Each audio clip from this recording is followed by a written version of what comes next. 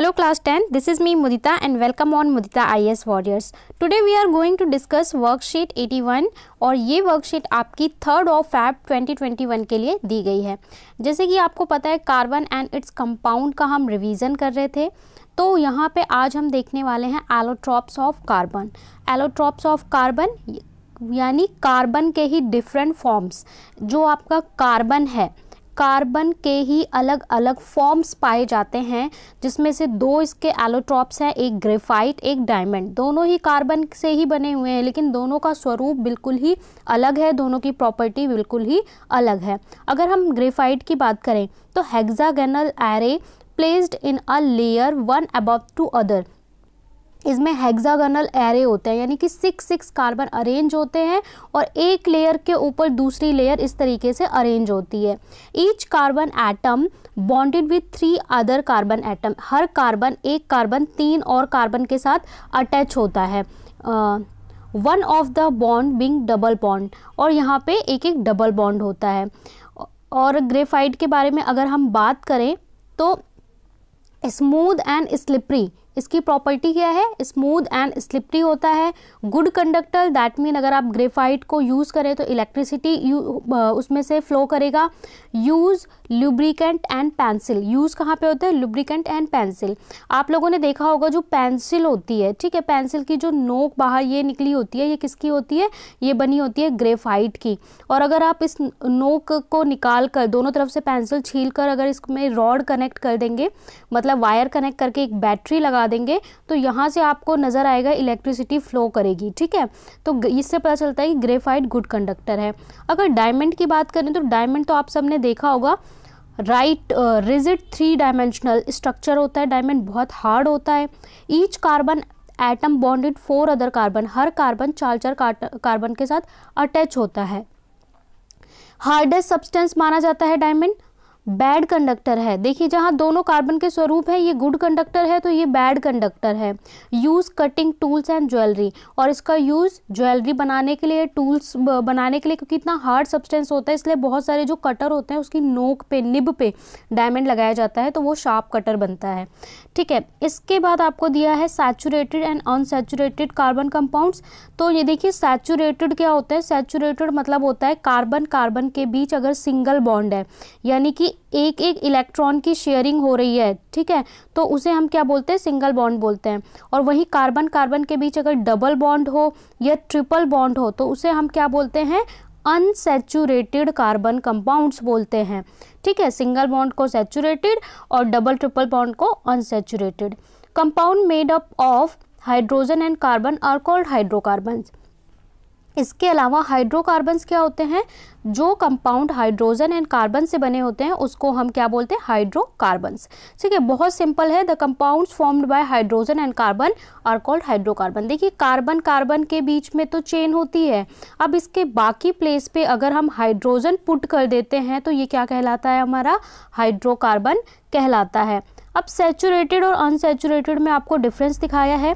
Saturated single bond between carbon atom, carbon carbon के बीच में जब सिंगल बॉन्ड होगा, ठीक है, तो उसे हम क्या बोलते हैं? सैचुरेटेड। डबल और ट्रिपल बॉन्ड होता है तो हम उसे क्या बोलते हैं? Unsaturated carbon compound.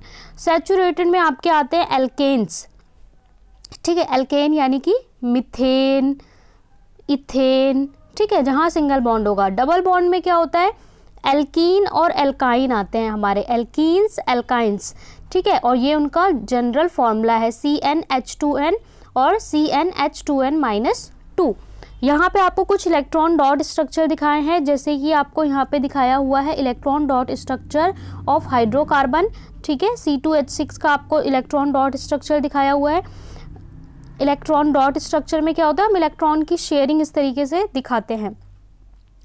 यहाँ पे भी आपको इलेक्ट्रॉन डॉट स्ट्रक्चर दिखाया है C2H6 का, और यहाँ C2H2 का यानी इथाइन का आपको डॉट स्ट्रक्चर दिखाया हुआ है। अब यहाँ पे आपको प्रैक्टिस के लिए 7 क्वेश्चंस दिए हैं, तो चलिए क्वेश्चंस देख लेते हैं।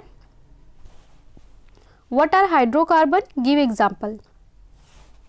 Compounds of carbon and hydrogen are called hydrocarbon. जो कंपाउंड कार्बन और हाइड्रोजन से बने होते हैं उन्हें हाइड्रोकार्बन बोलते हैं। फॉर एग्जाम्पल मीथेन, इथेन, ठीक है। क्वेश्चन 2 में बोला है which of the following is good conductor of electricity, diamond और ग्रेफाइट। डायमंड और ग्रेफाइट में से कौन गुड कंडक्टर है? अभी हमने पढ़ा कि हमारा ग्रेफाइट गुड कंडक्टर होता है। तो in a graphite molecule one valence electron of each carbon atom remain free.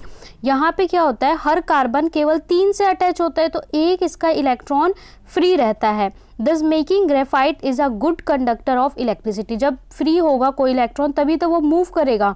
Where as in diamond they have no free electron, hence they won't be flow of electron. This is reason behind the diamond are bad conductor of electricity. तो ये आपका graphite और diamond के बीच में हो गया कौन गुड कंडक्टर है। What is fullerenes? तो फुलरेंस इज ऑल्सो अ, ये भी एलोट्रॉप है कार्बन का, ठीक है, और इसकी लेटेस्ट रिसर्च हुई है, मतलब ग्रेफाइट डायमंड के बाद इसकी रिसर्च हुई है। How it is different from the other two allotropes of carbon?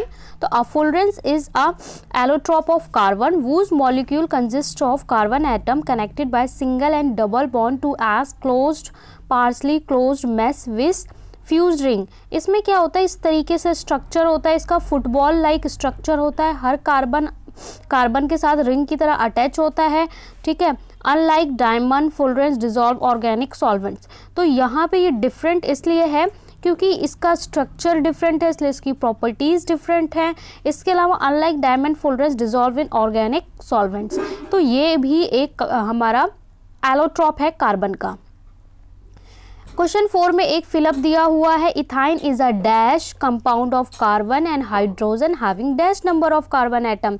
तो इथाइन क्या है, अनसैचुरेटेड है, क्योंकि यहाँ पे देखिए ट्रिपल बॉन्ड है और यहाँ पे कार्बन एटम कितने होंगे, तो यहाँ पे 2 कार्बन होंगे। अगर इसका स्ट्रक्चर की बात करें तो इथेन, इथीन, इथाइन, तो यहाँ पे देखिए 3 हो गया। अब यहाँ पे कार्बन कितने होंगे, 2 होंगे, ठीक है, एक इधर हाइड्रोजन लग जाएगा। तो ये होगा इथाइन की स्ट्रक्चर। इसके बाद क्वेश्चन नंबर 4 में बोला है write the general formula of alkane, alkene, alkyne. General formula alkane का क्या होता है, इसका होता है एल्केन का CN2H2N+2। जनरल फॉर्मूला एल्कीन का होता है CnH2n और एल्काइन का होता है CnH2n-2। ठीक है, यहाँ पे H होगा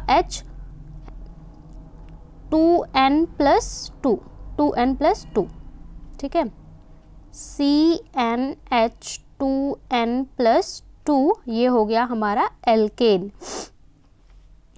क्वेश्चन नंबर 6 में बोला है difference between saturated and unsaturated hydrocarbon. Saturated hydrocarbon जिसमें सिंगल बॉन्ड होता है कार्बन कार्बन के बीच में, unsaturated double and triple bond between carbon and carbon atom. It is burn with blue flame. जब हम सैचुरेटेड को बर्न करते हैं तो वो ब्लू फ्लेम के साथ बर्न होता है।